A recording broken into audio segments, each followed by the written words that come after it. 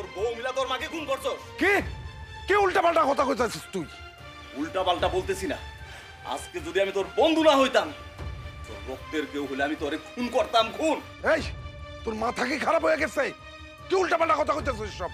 না, আমার মাথা খারাপ হয় নাই। তুই তুই আর তোর এই ডাইনি বউ মিলা তোর মারে খুন করছস।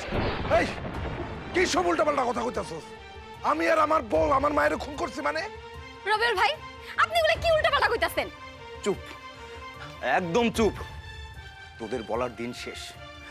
আজকে আমি বলবো, তোরা শুনবি। কি বলছিলি? তোর মার যখন যা লাগে তোর বউ তাই দেয় না?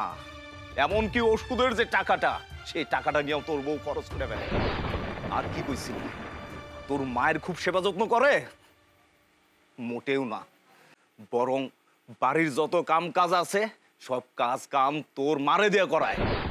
একটা বাড়ির চাকরানি যেমন ভাবে থাকে, তোর মাকে তোর বউ ঠিক সেইভাবে রাখছে।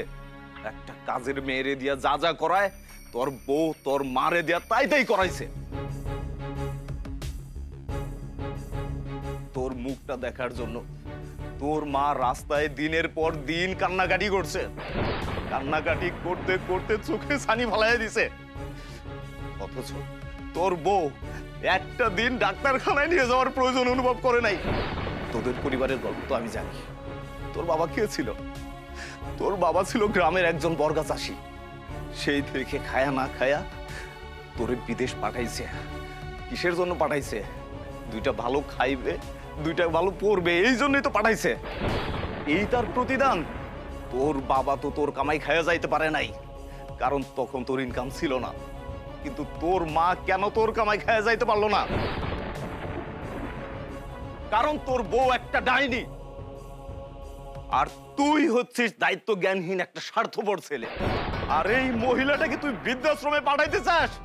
ছি ছি ছি ছি ছি, এই কষ্ট সহ্য করতে না পাইরা বেচারি মইরাই গেল।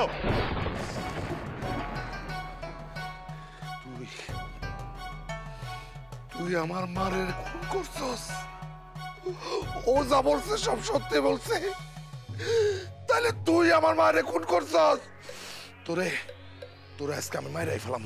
তোর বাইসা থাকার কোনো অধিকার নাই। তোর আমি একটা খুন করবো। কি করতেছিস?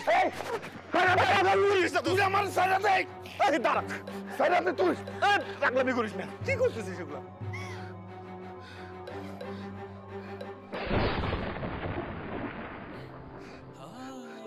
বুকের